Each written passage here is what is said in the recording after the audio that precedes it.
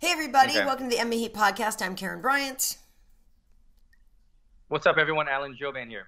So, there weren't, we can look forward to the UFC fights this coming weekend. And today we wanted to talk a little bit about Right. the tournament format that's been going on in MMA. PFL just had some stuff over the weekend. But, gotta ask, Alan, you had a birthday party for the little man, right? He's growing up Right. right in front of our eyes. How was that? How was your weekend? That was fun. And he officially turned 6 tomorrow. Oh, okay. But we did the birthday party at the Sky Zone yesterday, and it was fun. He's once to get past like that 2 or 3, then it flies by, man. It just flies by. Yeah. So it's crazy. He's like playing sports every day, different practices, different events. It's flying by, but it's fun. I'm loving it. Cool. And did you, like, by the end of the birthday party at Sky Zone, did you need a drink? Because I've gone to so many birthday parties at Sky Zone, and it's so fun. But, like, after a while with that many kids, like, literally bouncing off the walls, like, by the time you go, you're like, I'm really ready to leave now. Hey, I was exhausted, Karyn. I was so tired. And I swear, everyone that works there is like 18 years old. Yeah. And I swear the guy that was taking care of my event, he must have been stoned out of his mind. He said it was his first day on the job, and he could not stop giggling. And like everything that was going on, I kept looking at my friends like, am I high or is he high? And they were like, no, dude, it's totally him. It was the weirdest thing, man. But it was a good time. But I don't know. I feel like it's a bunch of 18-year-olds that run that place, and they go there stoned, and they just they put on birthday parties for 5-year-olds all day. Yeah. It's a weird thing, man. But Yeah, it it was is. fun. We had a good time, bro. Yeah, no, But I'm I sure was the dude exhausted probably was. Yeah, we went on to the Haunted Hayride in Griffith Park, which yeah. was fun, but which is not very well managed at all in terms of like the lines and really? how that kind of thing goes. So you really don't get to do too much.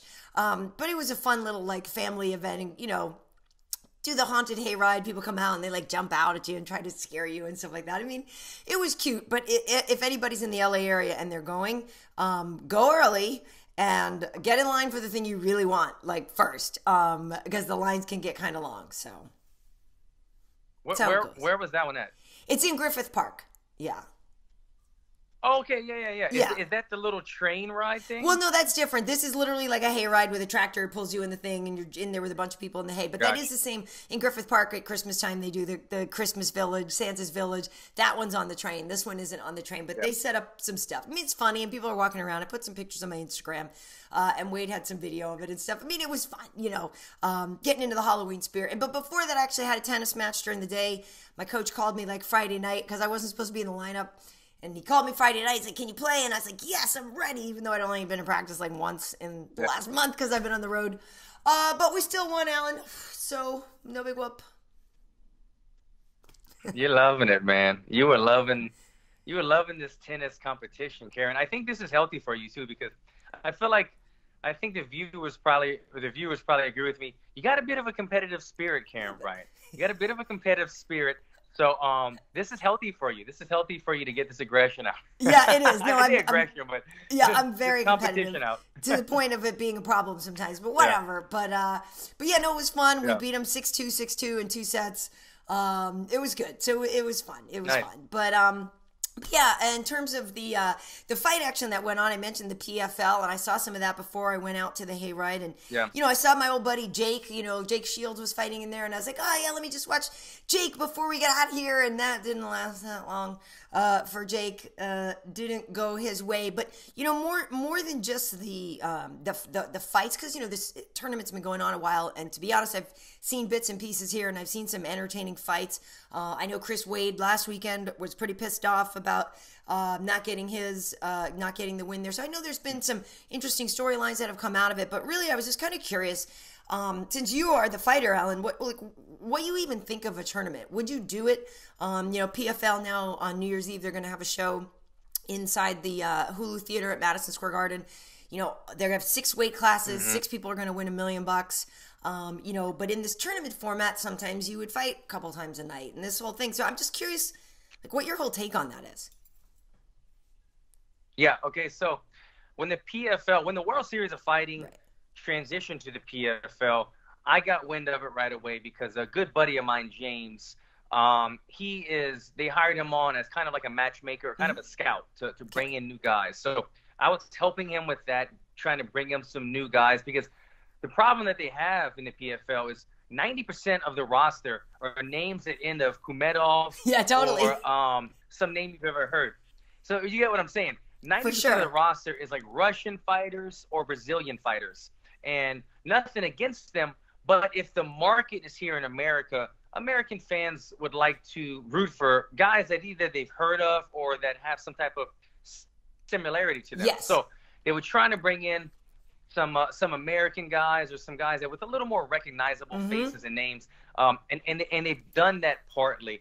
I was a little standoffish about it at first, just because sometimes we've seen these tournament styles not really work. Bellator, for instance, Scott Coker went in, changed the format, and they seem to be doing twice as good as they ever have done before. Yeah. But watching the new PFL, the format of it, and the enticement of winning $1 million for fighting, Karyn, it's a big draw. And I think that, honestly, after this season, once we actually see a couple of champions crowned, and they get handed that $1 million check, or however they get rewarded, it's going to take a lot of fighters there. It's going to bring fighters in. It's going to make guys think and say, man, I've been working my tail off to climb the ranks in Bellator, in the UFC, in Rizin, or whatever these other promotions are. But you could go to the PFL, and it really doesn't have that stacked of a lineup just yet. It's still pretty shallow with the names and the talent pool in there. And all you have to do is win like 3 fights in a row, 4 fights in a row, and boom, you got $1 million $1 million reward. So I see this taking off, honestly. I see it taking off. And if you're going to get into it, I feel like this year and next year would be the year to do it, because if it continues to have success and they don't go under, within 3 or 4 years, a lot of talent's going to be there, and it's going to be a lot tougher to win these tournaments than it is right now. Well, yeah, I mean, and to your point here, right, so I have the names. So the featherweight final will be Steven Seiler versus Lance Palmer, okay? So those are Americans. Those are very familiar, I feel like, to a lot of people. Those guys have been around the game for a long time. At lightweight, Nathan Schultz versus Rashid Magomedov, okay? So there's one of your offs. Then for welterweight, Ray Cooper III versus Magomed Karimov, I believe. Then we have at middleweight, Abus Magomedov versus Lewis Taylor. We know that. At light heavyweight, Vinny Magalhaes. Oh, yes. Vinny Magalhaes. We know Vinny. We love him. Yeah, we love some Vinny Magalhaes. Yeah. But he's fighting Sean O'Connell. Yeah. Okay, so here you go. And at heavyweight, Philippe Lins versus Josh Copeland. So, those are some more people that have been around. But I totally agree with you. It's cool that, like, you can be channel surfing by on Saturday, you go by NBC Sports and you see this tournament on, and it is appealing. But I feel like, and I agree with you, that if you're looking at a dude on New Year's Eve holding up a big ass check for $1 million, that could be enticing. I think the hard part for me is, the rules and the qualifying and stuff can get a little tricky, right? Because weren't they doing 2 rounds, right? So there was a potential that you could fight a couple times a night. And you would fight a 2-round fight. And if it was a draw, the winner of the first round moved on, right? So I guess the problem with that is maybe you just go all out at the first round. You got to really try to fight to win the first round. And then were people coasting in the second round? Like, this is the kind of thing where, like I said, I haven't gotten to see too many of these, so I'd want to hear from the fans. Like, I do kind of remember hearing some things on Twitter that people were a little frustrated that second rounds didn't turn out to be great because maybe somebody was coasting. You know what I mean? I like that you can't use elbows in a tournament style. That makes sense if you're going to have to fight a couple times. But it did seem like there were some people, alternates got in because they got too hurt. And I'm not sure it's perfect yet, is the thing. Yeah, it's going to, well, that's the problem with having tournament style.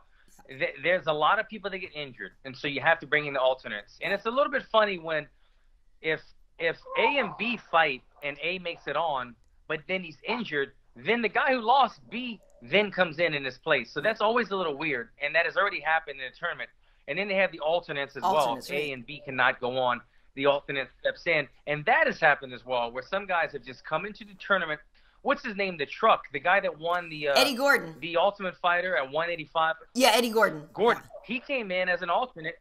and he came right in as the semifinals. Right. Did not look very well, but he came in right away, and all he had to do was really like win 2 fights, and he's in $1 million. So they're having those type of situations. I do like the fact that the first fight of the night is only 2 rounds. Yeah. That way these guys aren't taking as much damage. Mm-hmm. I'm not sure about the whole, like you said, the first round overweighs the second round. Yeah. I'm really not quite sure if that's going to be a benefit or not, if it might bite him in the butt later.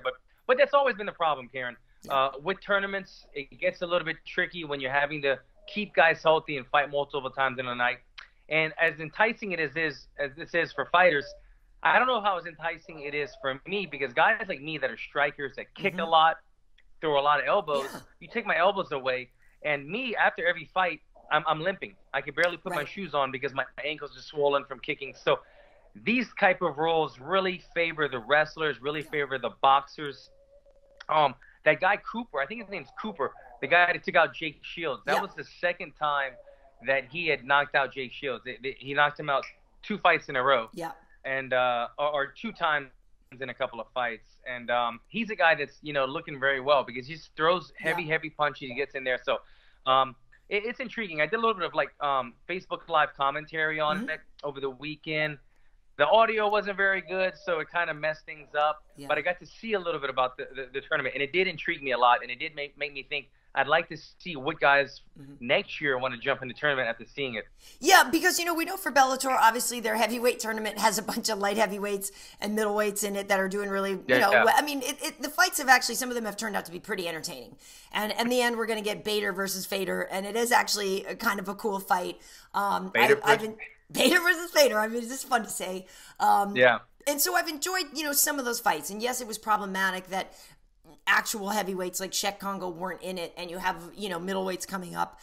And, whatever. I'll put that aside because some of the fights have been entertaining. And we got an end result of a very good fight, I think, in Bader versus Fader. But I will say, for the PFL, for something like this, maybe it's something, and this is the question, is it better for a young fighter to go into a tournament style like this and try his hand and win the $1 million? Or to me, I kind of feel like this is a great way for maybe a fighter who's not sure how much time they have left, in their career. Hey, look, if I could just go all out over the course of this, shorter amount of time, and just go for it and go all in, maybe I can make that $1 million. That means I don't have to fight how many times, quote unquote, real fight, do you know what I mean, to make the equivalent money. So in that case, I think it could be a really smart bet for somebody to just go for it like that. No, they know they can't fight 4 more times, 4 more 3-round fights, but maybe they could make their way through a tournament. I don't know. So maybe it's something to me that you consider either on the front or the back end of a career. I'm not sure. Yeah, I mean, at this point, I think it's majority guys from other countries who are champions in jungle fights and ACB and these type of organizations. And then I think it also has a lot of journeymen, a lot of guys that have been kind of bouncing around every little organization. They haven't really found a home, but they've got legitimate records of 18-5, so they've experienced enough to compete at the highest level, but they kind of win one, lose one a lot. So that's kind of the guys that we have right now. Like I said, it'll be interesting to see next year what guys come over. When Bellator first kind of reinvented itself with Scott Coker, it took a guy like Benson Henderson, a household name in the MMA world, to come and solidify, to justify, to say, look, this is legit. Big names, real fighters are coming here. It's not just the old men that retired. Yeah. And if that starts happening next year, if you see guys leaving the UFC to come and fight in PFL, then it'll start making waves. It really will. But I think that's a scary thing. Do you leave the UFC and burn that bridge to possibly fight for $1 million, maybe lose, and then they go under? I know Kevin Hart just put up $25 million. But look, they got to do 10 championship fights. That's $10 million right there. Yeah. And I know that they're having trouble selling tickets. There's nobody in the crowd. And honestly, this was the first time that I've watched it. So I wish the best for them, but I don't know how good they're doing in terms of ratings and selling tickets. Yeah, and and to your point before, like we said, a lot of those last names end in "ov." It definitely does favor a wrestler. You take less damage. I mean, you make a really good point about strikers coming out of there all kinds of banged up, can't even make it to the next fight. So it does seem that it benefits wrestlers and people that can control a fight, right? You could go in and really control that first round, right? And maybe not take so much damage. But you're right. I mean, it's hard.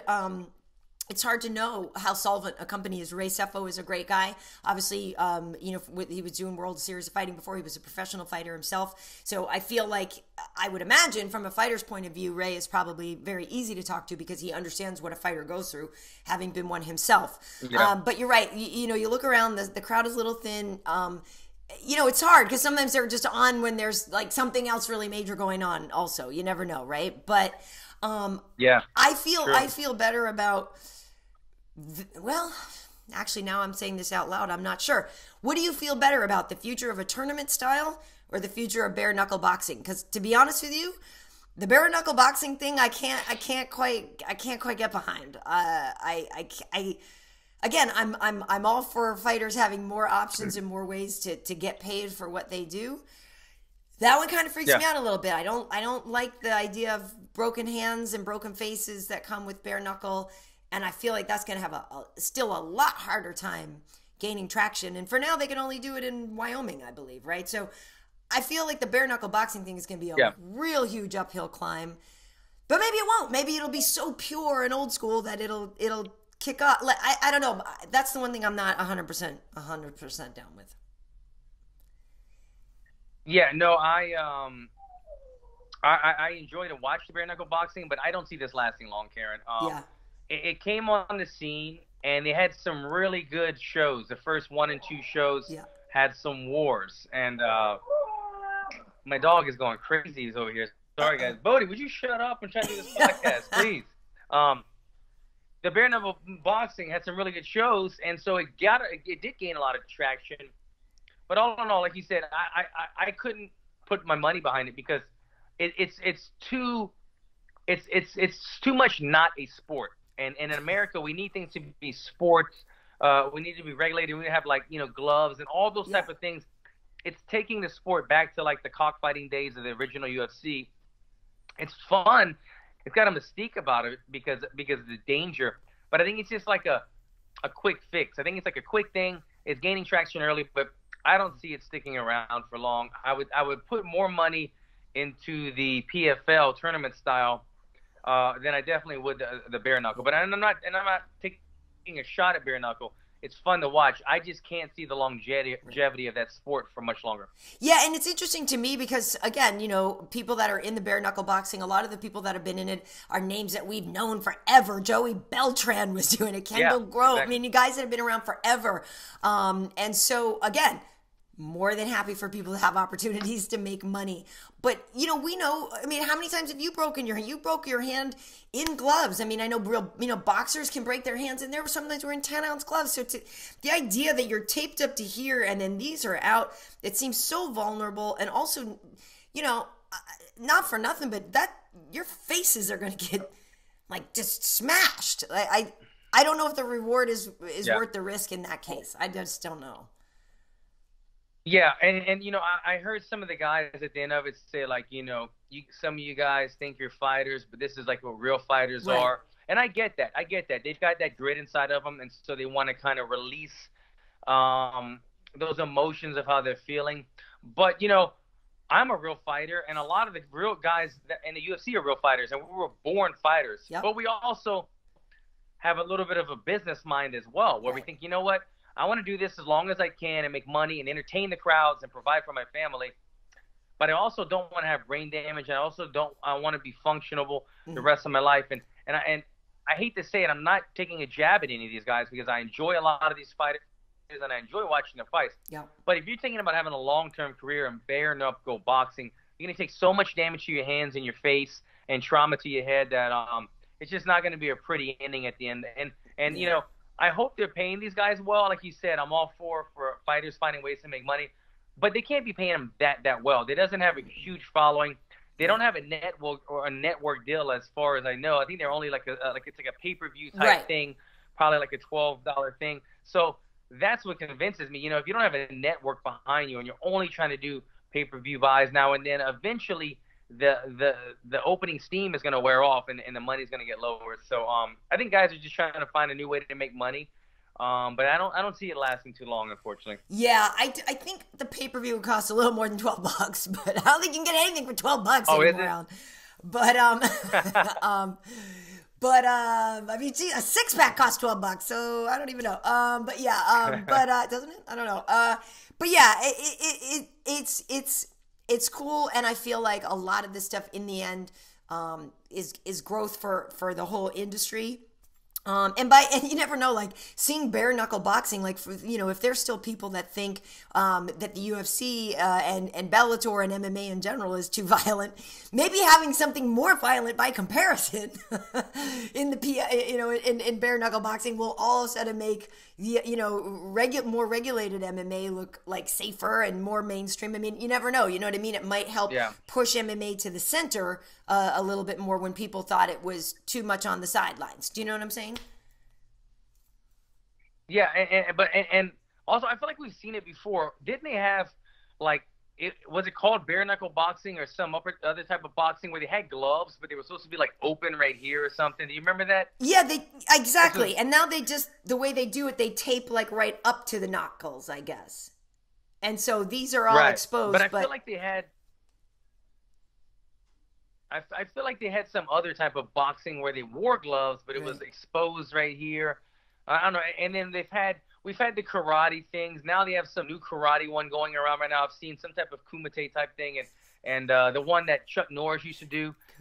We've seen a couple other leagues and martial arts try to pick up steam and momentum. Yeah. They never really were able to do it. I think MMA came in at the right time and put its foot down and solidified that sport in the combat world. I think it's going to be harder for these other smaller sports to try to emerge, being like a fast follower behind it. Right. Kumite. It's funny. Yeah, right. In my past life, I did a lot of shows. I actually interviewed Frank Dukes, the guy that fight sport, blood sport is based on. The real guy. I think somehow I might have to try to find that footage if I have it somewhere. But yeah, it was pretty funny that we met the real Kumite guy. But yeah, I agree. Some of that stuff is a little too much. Well, I'm just curious, for folks watching and listening, I'm curious what your take is on that. Like how much people, the fan base, enjoy watching, tournaments and bare knuckle boxing and these sort of variations of MMA. I'm just really curious what people think. But we do have sort of regular old-fashioned old-school MMA coming up this weekend, Alan. We have UFC Moncton. I know everybody's looking up Moncton. I don't know where Moncton is. Apparently, it's in New Brunswick, in Canada. So it's very, very, very, very far east, I believe, because New Brunswick is north of New England. But we have Volkan Oezdemir fighting Anthony Lionheart Smith in the main event. Volkan was on quite a rise. He got stopped by DC, and Anthony has been also on quite a rise. He took out Rashad. He also stopped Shogun. So he's like on the legend hunting tour right about now. And I'm curious what your take is on this. Anthony used to fight at a lighter weight. I think he's much better off as a light heavyweight. He's a big guy, and I think the weight cut really was getting to him before. And so, some people are not complaining, but they're saying, okay, Anthony, you beat a couple of guys on the downside of the hill, but they're still two former champions. There's still two names that I can't imagine do anything except boost your confidence so much, beating two legends like that. And Anthony had said, Rashad was one of his heroes. So he's standing across from one of his heroes. Yeah. That said, Volkan, is tricky and young, and Volkan is the guy that, used to train with Anthony Rumble Johnson initially. I believe it was Alistair that helped get him into training and stuff. So I feel like these guys, it's a good time for them to meet. They're both on the rise, and I like the timing of this fight. I was going to say the same thing. I'm pretty excited about this matchup. I mean, it's a good matchup. Yep. Two guys with similar styles and pretty similar body types. I want to say they're both pretty big guys. I think they're both around 6'3", 6'4", predominantly strikers, long armed. And Anthony Smith, man. I mean, if he's taking guys out on the downside of their career, that's not his fault. He stepped up when he had to, and not only did he take guys out, but he took them out in a dominant fashion. I mean, it was very impressive with his wins. So if anybody deserves a main event slot against somebody like Volkan, it's definitely Anthony Smith. So this is a good fight, man. Good matchup, two good strikers. They're both kind of, obviously Volkan has had his shot at DC. He's trying to rebound and rebuild his way back up. But I think this is good timing to see both of these guys fight. I'm not really seeing too much promotion on this fight, though. It's kind of snuck up on me. But I'll be watching. It'll definitely be a fun main event. It sounds like a fun main event. It's one of those that doesn't sound like it's going to make it 5 rounds at all. No, I don't think it'll go 5 rounds. And I think, maybe they just, because I know for Fox, the shows that these fights are on FS1. They've been in, baseball playoffs, which is why we haven't had UFC tonight. And it's just because of the timing that there's other stuff going on right now. But I feel like this week, we'll get ramped up on a little bit more because we just haven't been in the studio to be able to hype this stuff up. Now, Wade just walked in with a Jean-Claude Van Damme. Like, what are you trying to show me here? We have your highlights. We have highlights from on my YouTube channel. So what should they search for? Does it say Bloodsport highlights or movies for guys who like movies? What is it? I'll link it up in the corner. Okay, Wade will put the link in the corner. So so the show I used to do was called Movies for Guys Who Like Movies. Okay, nice. And it would come on between, we would show movies that guys would like. And George, who is now actually the announcer on The Price is Right, our careers went in different paths, huh? All right. So George Gray was my co-host on this show. And we would do things like sometimes if we're showing a movie where they like Die Hard, where they're blowing up buildings, we would have stunt people and we'd blow stuff up. We got into arm wrestling because we were doing over the top, like all this stuff. We did it's actually really, really fun. We did a whole Total Recall thing when we put ourselves in the movie. But anyway, we have this Bloodsport action here with Frank Dukes on my channel. So here we can just look. This is there's me with Frank. And George, okay, I was ready to kick his butt here. It's pretty funny. Oh yeah, baby. Yeah, so we show like clips of the movie and stuff, and then, bam! Look at me kicking some serious butt, baby. Yeah, I got skills. That's very cool, though. I mean, that movie. You look at Bloodsport. Yeah. This is a movie that I grew up on. I mean, so I remember doing the research on Frank Duke one day and watching the YouTube story on him and all that because I wanted to know the backstory and all this. So it's cool that you went and did an interview with him or met him and everything. Yeah. Really cool. Yeah, Alan, I've done some cool stuff in my life. Yeah. Yeah. I know, Karyn. I mean. But so also on the Moncton card, Artem is fighting. Artem was supposed to, of course, fight one of the guys in Khabib's crew. I don't want to. I believe he was not Maribek. Okay, I don't want to say the wrong name because I don't want to say the wrong name. Yeah. But at any rate, in steps now Michael Johnson, who, ironically enough, had lost to Khabib in the past himself. But you know what? This fight makes me a little nervous for Artem because Michael is very good and he's a very, very, very good striker and a very, very fast striker.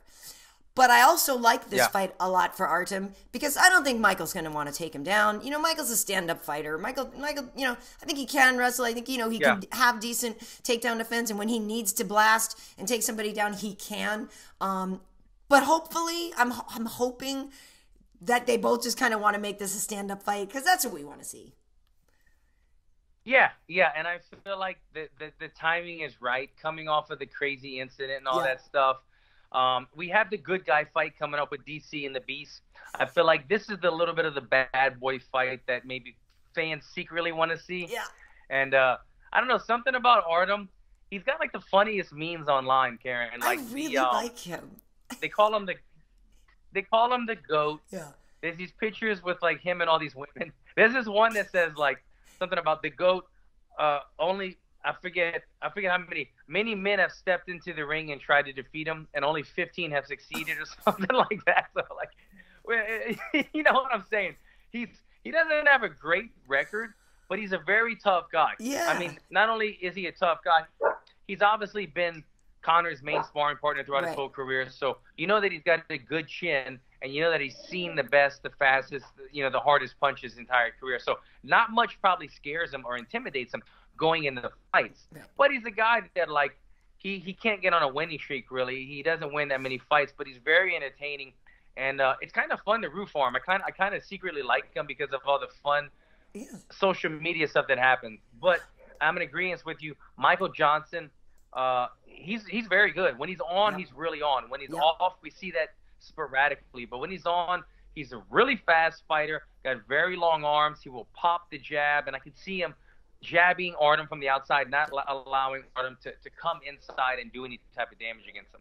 Yeah, I mean, remember, Michael Johnson beat Dustin Poirier, who, you know what I mean, who's looking at a title shot any minute now. So and the only one to beat Tony Ferguson. Right. So yeah, it's dangerous. Now I want to back up a little, and like I said, I really like Artem. He's a really nice guy. I would see him a lot on the job and do interviews and stuff with him. I really like him. But I know people do make fun of him and call him the GOAT and do all this stuff with the memes. But like the guy is obviously like the best friend in the world, right? Like he's the best friend in the world. To do all the things that he does for Conor, to take as much grief as he takes. Do you know what I mean? Just being the sort of sidekick whipping boy that people love to pick on him and stuff. But yeah, when you look at his record, it's just because Artem, and he'll tell you, took fights when he shouldn't take fights. You take short notice fights. You take fights a couple weight classes up. You do whatever. You're going to lose sometimes. And so, yes, his record does not demonstrate him to be maybe the smartest in picking fights and making those choices to protect your career or whatever. But, yeah, it just proves that this is just a badass dude, a hard-ass dude who just wants to go in there and throw down. I really do enjoy him. Win or lose, I find him just a good guy to have around. And some people are going, oh, well, whatever, he's not good enough to be in the UFC, and neither was Sage, and neither was this. Okay, fine. Sometimes people are in a position that maybe you don't necessarily think they deserve or whatever. But every time Artem shows up in a fight, he comes to fight. At least, he didn't show up to, lay on somebody. You know what I mean? He's going to come out here and give it his best. And I feel like he always goes out there to entertain. I agree, and honestly, aside from the main event this weekend, I kind of want to see Artem fight, man. It's just funny. It's fun to watch. He's a good, tough guy, and anything can happen when he fights. And like I said, he doesn't turn fights down. The one thing, if I'm remembering correctly, I think Artem has kind of short arms. He does, and I just said that Michael Johnson has pretty long reach. So I think, that's going to be the biggest hurdle for Artem to get around is that reach factor. But if he can get on the inside, we've seen it on the Ultimate Fighter. He does tremendous amount of damage. So that'll be the biggest hurdle in this upcoming fight. Yeah, and like you said, he's got a tough chin, so he can eat a couple to get inside on Michael. When you really, he's circling back and bringing this whole thing around before we get out of here, I think Artem is a tournament kind of guy. Do you know what I mean? Because Artem would be like, F yeah, I'll fight 5 times tonight. You know what I mean? To me, he's the guy that you want in a tournament. Yeah. And he's the GOAT, so he sells tickets, Nice. Cool. All right. So listen, what do you got going on? You've been healing up, you've been training again and everything. So the Wolverine is on the comeback. The Wolverine is on the comeback. It feels good. I'm actually going to be going to China. I'm going to China next week. Yeah. The UFC is sending me out to China, to Beijing, for a PR tour. Are you serious? So that'll be fun. Yeah. I'm bringing the family, and we're gonna be in Beijing for a week, less than a week. It's a 5-day trip. Cool. But it'll be fun. We're gonna go kind of check out, not the new territory, because I believe the UFC has fought in Beijing at least one time. But I believe they're fighting there again November 24th. There's a card coming up. Right. So anyway, they're sending me out there to go and meet and greet some people, do a little PR. So I'm looking forward to it. I'm bringing the family. I want to go see the Great Wall. I want to go see the Forbidden City, I think it's called. Yep. So I'll do a little discovery stuff over there, and looking forward to it. It should be fun. Very cool. Well, we actually have friends in China, so we might be able to hook you up because there's a fight organization, RUFF, the Rannick Ultimate Fighting Federation, and we worked with them in the past and helped sponsor things. And so actually some of the guys that are in the UFC, Wang Guan, some of these other guys, I actually interviewed years and years ago. If people are on my channel looking for movies for guys stuff with Frank Dukes, you can also find some things with some of these Chinese fighters from several years back. But That is totally cool. Like that's fantastic that you're going to do that. I love that. I went to Hong Kong years ago, but I didn't really get to explore mainland China. I'm envious. I'm jealous. You're gonna have a great time. No, thank you. I'm looking forward to it, especially like, coming off of a injury, and I'm just getting my momentum going. It'll be fun to go do a little PR stuff, kind of get me remotivated again. When I come back, I'll be even more healed, ready to get back at it. But it should be real fun. I'm looking forward to it. Awesome. Well, yes, I am chugging along. We have UFC tonight this week, and then, like I said, I'll be in the chair for UFC Moncton. We have a weigh-in show, obviously on Friday, and then fights on Saturday.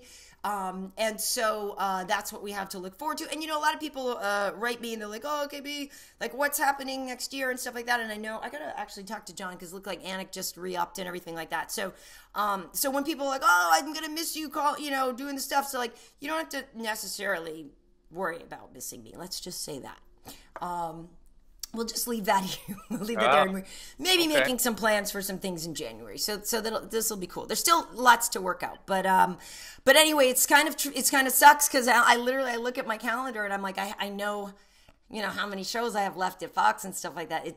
It sucks. Like it's a weird feeling. We already all this year, a lot of us have been kind of joking around and, shots in the dark, or what is it, laughing in the dark or whatever, making jokes about things ending, but it's starting to get real. And it's starting to be a bummer, it's starting to be a bummer, knowing the countdown is on, but we are going to go to Vegas for the very last show of the year and everything. And we'll be on the road in Milwaukee and stuff later. So it's cool, but anyway, I'll be happy to get back on Wednesday. Yeah. Yeah, no, I get it, man. I'm going to be sad as well. It was like I watched that show Inside MMA on Access TV all the time for years. I mean, yep. I was a guest on that show a couple times, and I watched every single episode for nearly 10 years. Totally. And when it went off the air, I was just, it's like this was my ritual. This was my routine. Yeah. And that's what UFC tonight. That's what the show has become with you guys as well. I mean, I've been watching every episode, and I've been a guest, and I've all that stuff.